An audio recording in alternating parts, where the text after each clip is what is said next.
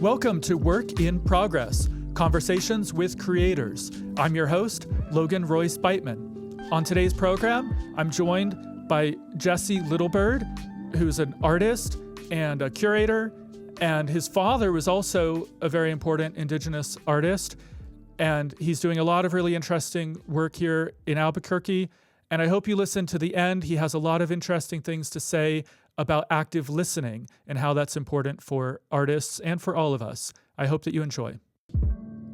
If you enjoy our podcast, please like and subscribe and consider becoming a digital subscriber to the Albuquerque Journal to help us bring you more content like this. You can find this episode and all of our podcasts on the Albuquerque Journal website, abqjournal.com, as well as YouTube, iTunes, and Spotify. See the show notes for a discount code on a digital subscription. Thank you for supporting the Albuquerque Journal, New Mexico's leading news. All right. Hi, Jesse. How are you? Great. Good morning. Good morning. Yeah. So this is a work in progress, and we talk to artists about things they're working on. So what are you currently working on? I have to take a step back sometimes and think about all the different collaborative projects I'm working on. I feel like in my art career, I've kind of stepped into this more collaborative approach to things. And so there's a lot going on, and it's not just me, and it takes a village to raise a child. And Right. I apologize to some of the people I'm collaborating with out there. Can be kind of childlike sometime. Oh, really? So yeah, I'm working on a lot. Just recently opened up the gallery downtown Albuquerque. Yeah, that's exciting. Tell us about that. Yeah, so the gallery's name is Kukani, which is a Keres word. Comes from my Keres heritage from Laguna and Santo Domingo. It's specifically the Keres dialect from Laguna. It means simply red, but also describes the red earth. And so that, describes a lot of the iron oxide red earth that we have here in New Mexico. Right. It is a place that we are looking to foster community in ways that aren't seen here. So kind of trying to fit in where things aren't already, kind of happening. Not trying to be in the mold, so to speak, of like other galleries. And we run a nonprofit side as well, alongside the commercial gallery. Yeah. So representing local artists, but also artists nationally and internationally as well. And I went to, I think it was your first kind of grand opening that you had, and it was it was really packed, great turnout, and you had there were flamenco dancers. It was like a big kind of event you put together. And I think your car was there too, the petroglyph. The car wasn't there. No, it wasn't. The car was still getting worked on in the shop. That's so weird. I have like a false memory of there was another car, the Low Rider, that was out there that looked kind of similar, and then I saw the images, and I think I conflated it in my head. There's always really beautiful cars downtown. I think it was a Regal. It was probably a Regal that was parked there. Yeah. The opening was kind of like a sampler pack of the type of programming that we're going to be doing throughout the time that we're there. Yeah. So this tricultural amalgamation of things that are here in New Mexico. I feel like tricultural probably gets overused a lot, but we're also, trying not to reinvent the wheel in some ways. In some ways we are, but really looking at all the cultures represented here and maybe subcultures and of the cultures here. One of our team members, Huitzil Bennett Perez, she was the dancer that kind of organized a younger crowd of flamenco for the night. And that show that was for the opening really was a representation of generations, which was the curation that I put together. Yeah. This idea of looking at the way New Mexico has changed from some of our older generations represented by my father, who was born in the 1940s, all the way up to Huitzil, who is like the newest generation. Yeah. And so we had her art on display as well as my father's art on display and everything in between. Yeah. And so I think kind of looking at different subcultures of New Mexico under a microscope, you begin to find that everything's not so black and white. Everything isn't fit into the narrative necessarily that is the overall arching narrative of New Mexico. And you see that there's a lot more nuance in a lot of these cultures. And that's a good even representation of the car, you know. That's where the mission behind setting out making the car for me was to show that like have a real sincere personal connection with it. But be represented in the physical medium that the car is itself. The car is not a typical, atypical lowrider. It's not an Impala. It's not a Chevy. It's a Dodge, and so you don't see a lot of Dodges out on the street being portrayed as a lowrider, and it's not even really a lowrider, you know.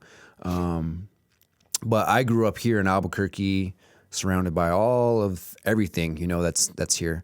And that really was inspiration and motivation behind making the car. And you call it a petroglyph, so it's a pun on petroglyph, which anyone here knows about the petroglyphs that we have.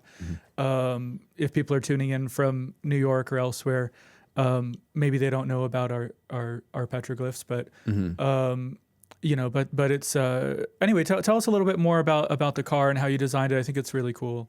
And also, I think this is going to be released after Native Fashion Week, but that's happening now, and you're going to Santa Fe today. Later today. I'm also going to go down there later. Cool. So tell us about how that's going to be part of that as well. Yeah. So the car's gotten me some pretty cool opportunities to show it in places. It's still really in its infancy, so it is. I don't even know where it's going to go. It has its own journey and life of its own. You know, being an artist, once you make something, you put it out into the world and you kind of see what happens. You see the response you get from it. The idea, I like to play on names because I'm actually a really big word guy. You know, a lot of my paintings have words in them. Yeah. This idea of petrol, like the oil that actually makes a lot of these older vehicles survive and, you know, run. We're in a kind of transitional period that I've coined that we're now into the lithium age. You know, we had like the copper age, the bronze age, right? And I think we're at this precipice of being out of the oil age and into the lithium age with all the electric cars and stuff like that. So there's a lot of like holding on to the past in a way that has this conversation around it. And I thought mixing that with petrol and then the glyphs that we have here that are rooted to the ancient peoples that are here that have direct lineage to, I thought that was like the perfect name for the car. The designs are taken from all over the place. I'm like a sponge. I soak up all the pottery I see. I soak up like all the motifs that we see here. And so approaching it from a place of respect was always the place I wanted to come from. So I always acknowledged the two inspirations that inspired me, which was Rose B. Simpson's Maria, and then Mike Giant's Colorblind. Yeah. So, yeah, I'm just, I'm adding to the conversation. I'm not really starting something new, but I'm adding to the conversation. Sure, yeah. And tell us about what you're wearing. This is... I think you had a painting in the gallery that was very similar. Oh, yeah. So this is one of the artists that we represent, Ruben Cantu. He's a Panama. He's grew up going back and forth between Panama and here. So he has a very unique experience that we're really trying to champion at our gallery. I'm looking for, at our gallery, I'm looking for like, really good narratives, of like the people that are making art. And maybe it doesn't come across in the art sometimes with some artists, but I think it comes across in your story. And the more and more you get to know these artists, the more like their art starts to make sense. So I've known Ruben for I've known Ruben for about 6 years now, and watching his art develop in just 6 years made me really want to know where he came from, like how he's been making art, and that. And so part of that is our apparel that we sell too. So his take on pop culture and American consumerism, I think really aligns with a lot of our vision and my vision as a curator at the gallery. Yeah, because it seems like you're kind of like combining high art and sort of pop and wearable art and cars. I mean, it's kind of like all of and I think that like just going there, it has like such a fresh, kind of cool feel. That's really, like you said, not like any other gallery around. I think it's a great addition to that area and to the region. Definitely. Yeah, it's really, really cool. So let me just shift gears quickly. And what was it like growing up? Your father was an artist. Yes. And what was that like growing up, being the son of an artist? I mean, it comes with its own challenges. Both my parents were artists. My mom met my dad in 1991 in Aspen, Colorado, of all places, at a conference that he was speaking at. And so my dad had a very interesting career. He started out, grew up in Laguna, out in Kewa Pueblo, out of Pewaukee. And my grandpa worked for the railroad. And so my grandpa was kind of part of this era of Indians that could be linked to the Relocation Act, but in a different kind of way because he moved with the railroad. So a lot of natives moved from the Southwest here in New Mexico to California, and a lot of the larger cities, and so they became assimilated and urbanized in a way. And so my dad actually kind of stayed back while my grandpa moved the family out there. He kind of stayed back, and so he had a larger upbringing here in Pewaukee, so he's really connected to a lot of our traditions and stuff like that. But in his teenage years, he moved out to the Bay Area, went to school out there, and went to Oakland City College for art. Eventually, he was picked to be one of the founding classes at IAIA. There's the whole history behind that. He got into filmmaking. He's he is in the Smithsonian of the American Indian for being the first native to be portrayed in a leading role on screen for Housemaid of Dawn, which is a N. Scott Momaday adaptation. And then from there, he got into he went back into painting for a little bit. He got into storytelling. Around the time when I was born, him and my mom were doing this storytelling theater troupe called Coyote Gathers His People, and which was combining indigenous elders from all over the world, really, to share indigenous storytelling with the public. So I grew up in that kind of realm and world. Did you participate in that? Yes. When I was a kid, definitely. And even later on into my early 20s, I would help out with a lot of the programs they had going on. And it wasn't until I kind of had to leave the nest, so to speak, which is kind of funny, Littlebird leaving the nest. Yeah. And I got into filmmaking. I went to University of New Mexico for filmmaking. Did a little bit of stuff here in the industry here. Went to LA, came back from LA, and then I just started painting. And I kind of realized I didn't really like the nature of the industry and being in the industry of film. I tried to make it work for as far as I could to be in the independent side of filmmaking. But I liked the control more I had with just, being in the art world and, no one could tell me what to paint, Well, and it's interesting because your dad also did both film and painting and, I wonder, whenever I meet artists whose parents were also artists, it's I'm just always curious about that dynamic, did you want to be an artist when you were growing up? Is it something that came later? I don't know. I mean, I think with a little more reflection, I definitely, I still do. I think it's an amazing thing to be an artist. You know, Yeah. it's like a sense of freedom. You get to operate outside of a lot of different way that the system and institutional, even capitalism works. But in other ways, you're so very much directly touched with capitalism and the way the system works. But I think my parents, they really did push me to be an artist. They really wanted me to be an artist. And that's interesting because sometimes it's the opposite. They're Yeah. like, no, this is a tough life. We'd rather you be a doctor or something, you know? Yeah. I mean, my parents weren't successful artists in monetary value whatsoever. I think I looked at a lot of that as a kid and still do, and see it as like a kind of tough road to, like, one day you're eating steaks, the next day you're eating ramen, Sure. Yeah. That's the ups and downs of the art world, correlates with like a lot of what's going on in the stock market sometimes, as well. But you have a freedom, that other Yeah. people, maybe don't have. Yeah. So did you feel like a need to differentiate yourself with the kind of art that you were doing? Yeah, I think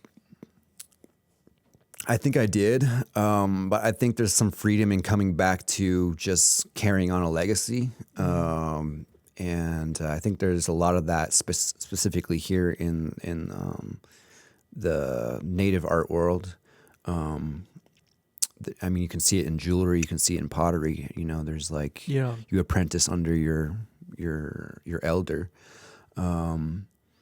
I got a little bit of like maybe mentorship and apprenticeship in like the actual practice of art, with my father, but I was more mentored by him in the way of like philosophy and the outlook on life and spirituality and traditions of like where our culture comes from.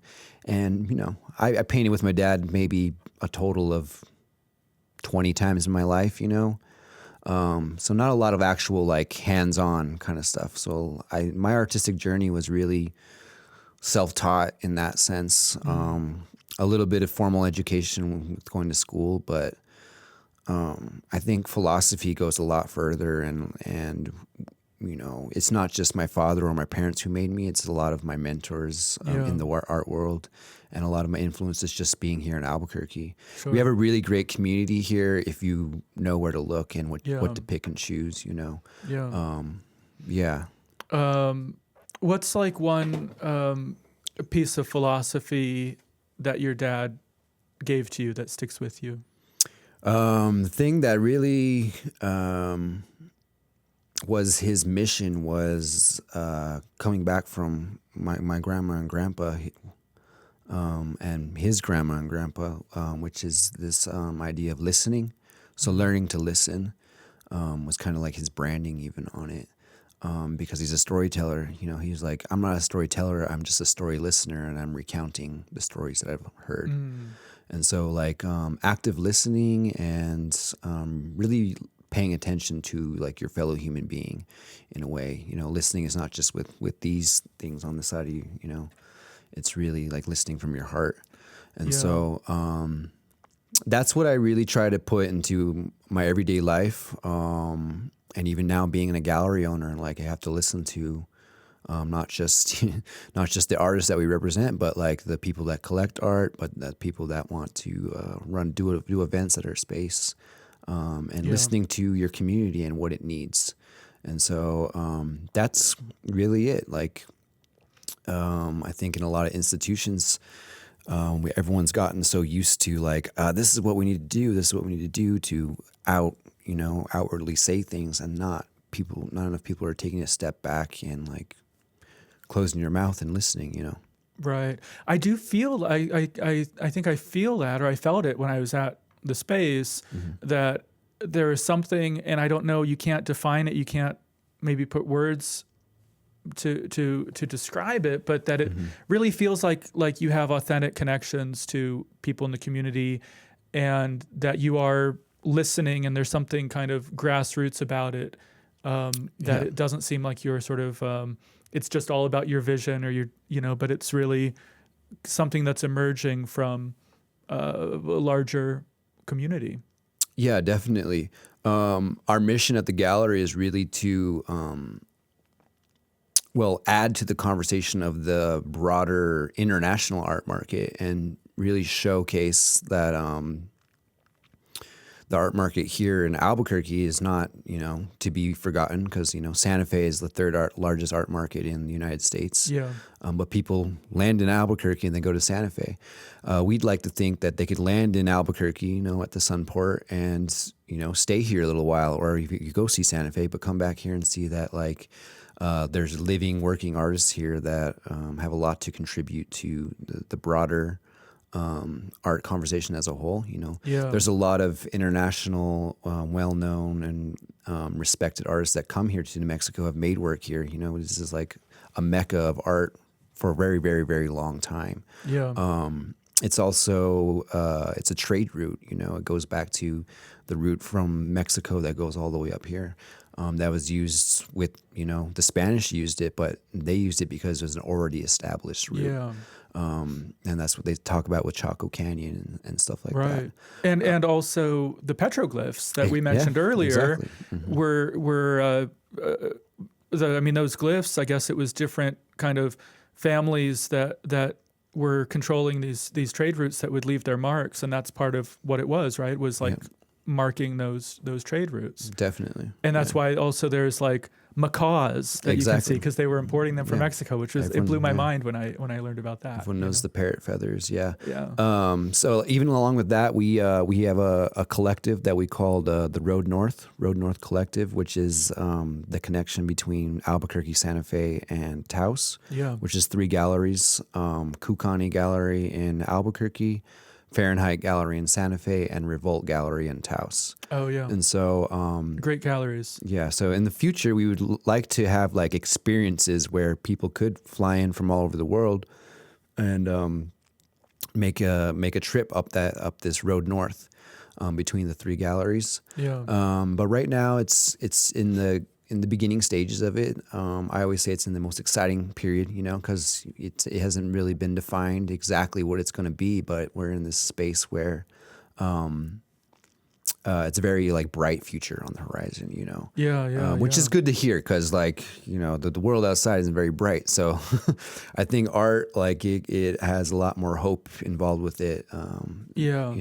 Well, that's why, I appreciate that there's people like you that have hope, that are doing stuff despite whatever else may be happening outside and in the world. You're creating something really cool and creating community. Definitely. And connections. You're also in a show in Galisteo at the Duende Gallery, Mm-hmm. a great show, Indigenization, which will be up, I think, when we release this. So, and that's really great, that it was curated by Jamie Harrell and Rob King. What was that like being in that show? Because it's a really amazing collection of contemporary Indigenous artists, and a few that have passed on. So it's a multi-generational show, all from the Tia collection. Which is a very prestigious collection that you're in. Yeah. So what was it like to be in that show? It was amazing for me personally on my personal career standpoint. Jamie and Robert did a very good job curating it. I was there for a couple hours, and I wish I could have spent a little bit longer, or even really just appreciating it. I definitely would want people to go check it out. It to me, it just makes sense. A lot of my philosophy on art making and painting and just my art practice in general aligned with the idea of the show, which is this art comes from everywhere, sampling from everywhere. The painting that I have featured there is a reinterpretation of a neoclassical painting by Jacques-Louis David, which is The Death of Socrates.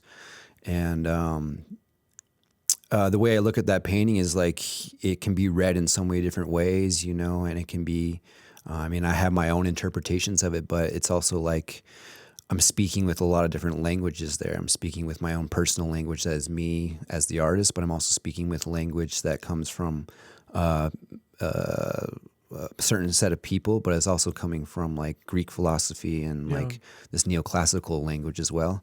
And so when I looked at a lot of those different paintings, it was like I could read so many different languages, you know.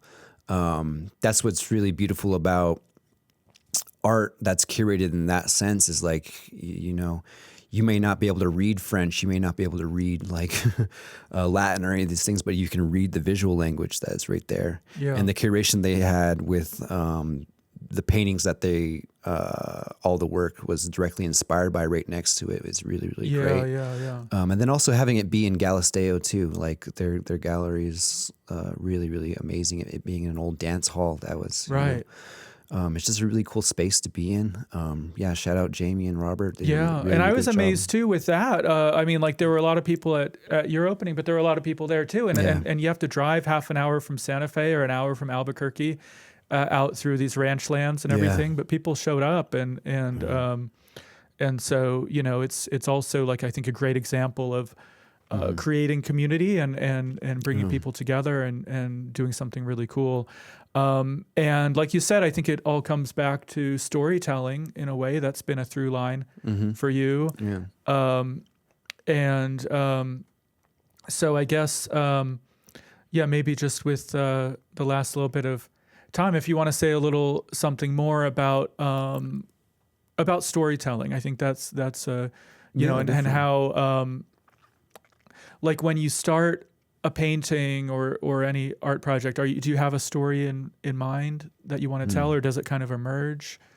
I think, I mean, again, I start with listening. I listen to what the art wants to be, you know, even with the car, you know, some people like scold me a little bit. Everyone's like, you're just going to start on the car. You're not going to make an iPad sketch of it or anything. I'm going to listen to what panel needs to be made into what.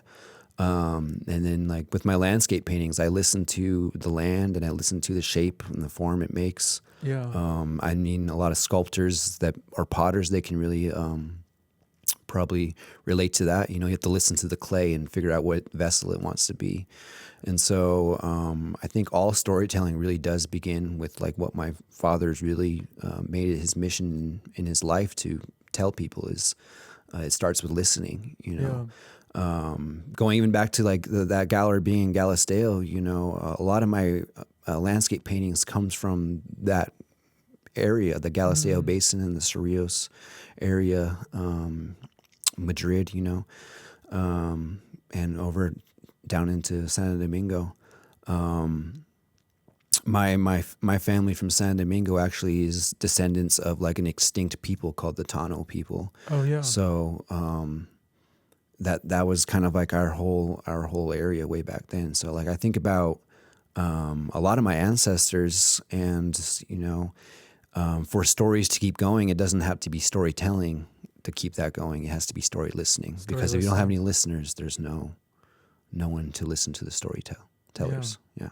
Well, thank you for letting me listen to you and for being here. Thank you so much.